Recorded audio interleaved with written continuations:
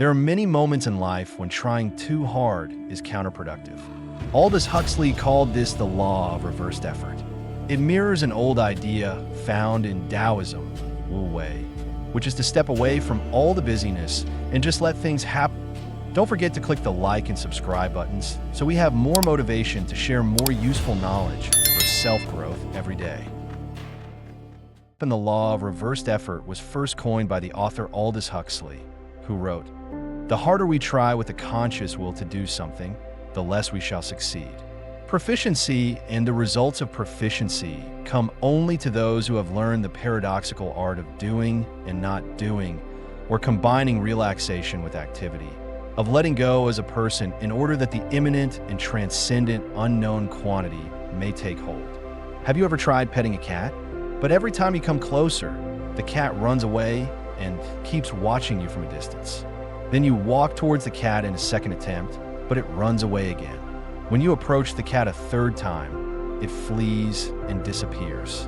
However, a few hours later, when you have focused your attention on something else, the cat appears, walks towards you, and jumps onto your lap. A phenomenon we often experience is that when we chase something or someone, it moves away from us, but when we leave it alone, it comes to us.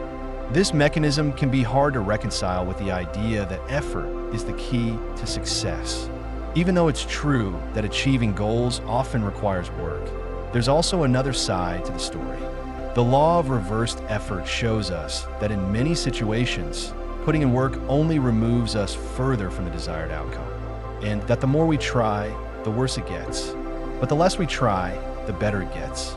Hence, achieving goals doesn't just require work. We also must abstain from action. And to know when to act and when not to, we need intelligence and skill. In a previous video, we explored a dimension of the law of reversed effort, also called the backwards law. But this exploration was from the viewpoint of pursuing happiness. As stated by best-selling author Mark Manson, wanting a positive experience is a negative experience. Accepting a negative experience is a positive experience. End quote. So the more we want happiness, the less happy we'll be as we're reinforcing a sense of lack. And that if we're content with how things are and not in a state of lack, we suddenly have what we're looking for. But in this video, we'll explore the law of reversed effort from the viewpoint of performance, achieving goals and overcoming. The law of reversed effort was once coined by English writer and philosopher Aldous Huxley, who stated that we only achieve proficiency by combining relaxation with activity. I quote, "The harder we try with the conscious will to do something, the less we shall succeed.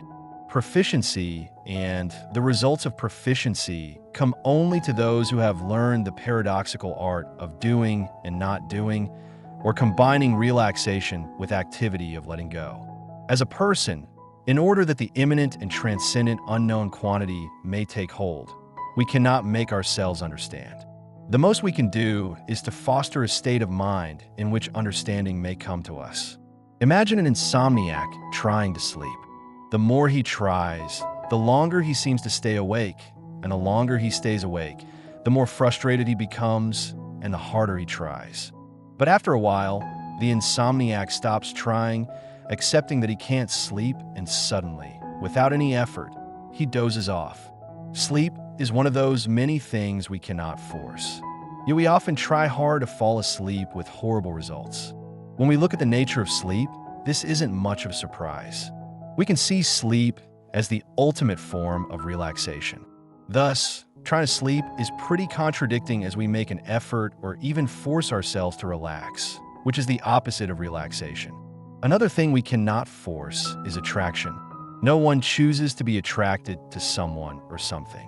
It just happens. Even though this is a generalization, by and large we see that clinginess repels and elusiveness attractions.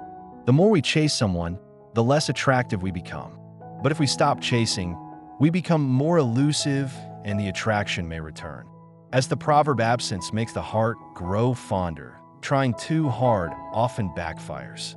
Philosopher and psychiatrist Viktor Frankl observed that when we focus too much on achieving specific outcomes and preventing others, we generate anticipatory anxiety.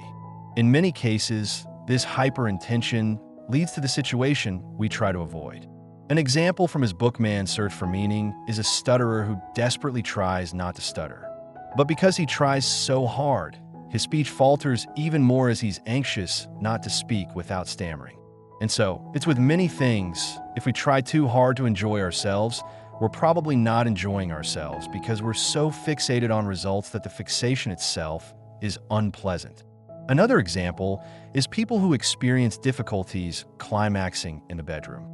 The more they fixate on trying to climax, the less successful they'll be, and the more dreadful the whole bedroom experience becomes, including the anticipation beforehand. Again, hyperfixation on specific outcomes hijacks one's ability to perform. Viktor Frankl provides us with a practical method called paradoxical intention. This method can help us relieve ourselves of hyperintention, or in other words, not try so hard. By applying paradoxical intention, we shift the paradigm from avoiding specific outcomes like stuttering or not being able to sleep to wanting these outcomes by wishing for things we previously tried to prevent from happening. We're less likely to become petrified by anxiety as we remove the pressure of wanting results. So we're more likely to fall asleep by wishing to stay awake than by trying hard. You'll find a more detailed exploration of paradoxical intention in a previous video named Viktor Frankl's Method to Overcome Fear. Learning to drive a car can be an immensely frustrating experience. It takes many lessons and many hours to master. For most people, for an inexperienced person, controlling a vehicle while watching traffic is a very unnatural and complicated task. Unless you drive an automatic, you have to step on 3 different pedals to accelerate, slow down, and switch gears. And you must learn to use mirrors to observe what's happening around the car. It seems almost impossible to master. However, after lots of practice, you suddenly catch yourself automatically doing these things. Our conscious mind is a gift and a curse. It allows us to reason, analyze, and use language. However, the conscious mind often sits in the way of what the Taoists call Wu Wei, also referred to as the flow state. In the flow state, our actions are fluent and effortless, as if they happen by themselves, as if the dancer becomes the dance or the painter becomes the painting. The video Taoism, the philosophy of flow, quotes retired basketball player Bill Russell describing the flow state as playing in slow motion, and that he could almost sense how the next play would develop and where the next shot would be taken. Any conscious effort, in addition to the flow state, causes us to hesitate. That's why the moment we become consciously aware that we're in such a state and we begin intellectualizing and trying to control it, we lose it. And so many of our actions seem to emerge from beyond our conscious minds. The Swiss psychiatrist Carl Jung realized that our conscious mind is just a tiny part of the psyche.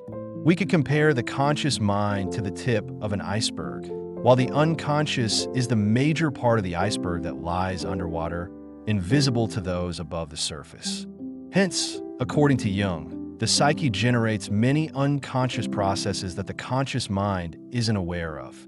Similarly, Aldous Huxley distinguished between consciousness and the personal conscious, saying that a relaxed personal conscious is required to let the wider self come through. The personal conscious self being a kind of small island in the midst of an enormous area of consciousness. What has to be relaxed is the personal self, the self that tries too hard, that thinks it knows what is what, that uses language. This has to be relaxed in order that the multiple powers at work within the deeper and wider self may come through and function as they should in all psychophysical skills. We have this curious fact of the law of reversed effort. The harder we try, the worse we do the thing. End quote. When someone asked author Charles Bukowski how he writes and creates, he don't. You don't try. That's very important not to try either for Cadillacs, creation, or immortality. You wait. And if nothing happens, you wait some more. It's like a bug high on the wall. You wait for it to come to you. When it gets close enough, you reach out, slap out, and kill it. Or, if you like its looks, you make a pet out of it.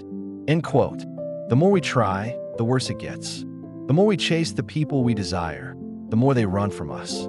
The harder we try to sell something, the fewer sales we tend to make.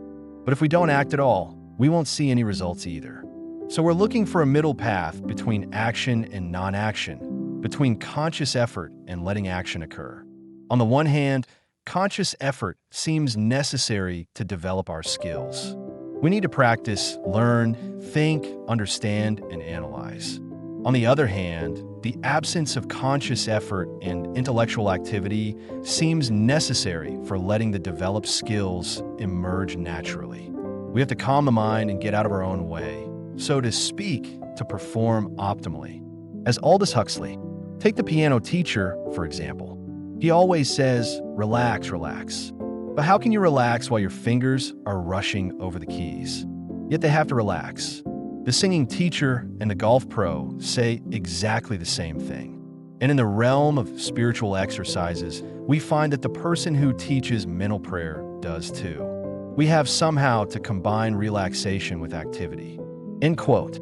The flow state appears to accompany mental clarity and equanimity, according to the accounts of people who experienced it. When athletes, musicians, singers, Formula One drivers, and martial artists experience being in the zone, they don't ruminate, worry, analyze, intellectualize, or think about their next step. They just flow along with a natural course, as if they're the course itself. So, paradoxically, optimal performance requires us to relax, stop trying, and let our activities emerge and happen automatically. Or, as Lao Tzu, can you remain tranquil until right action occurs by itself?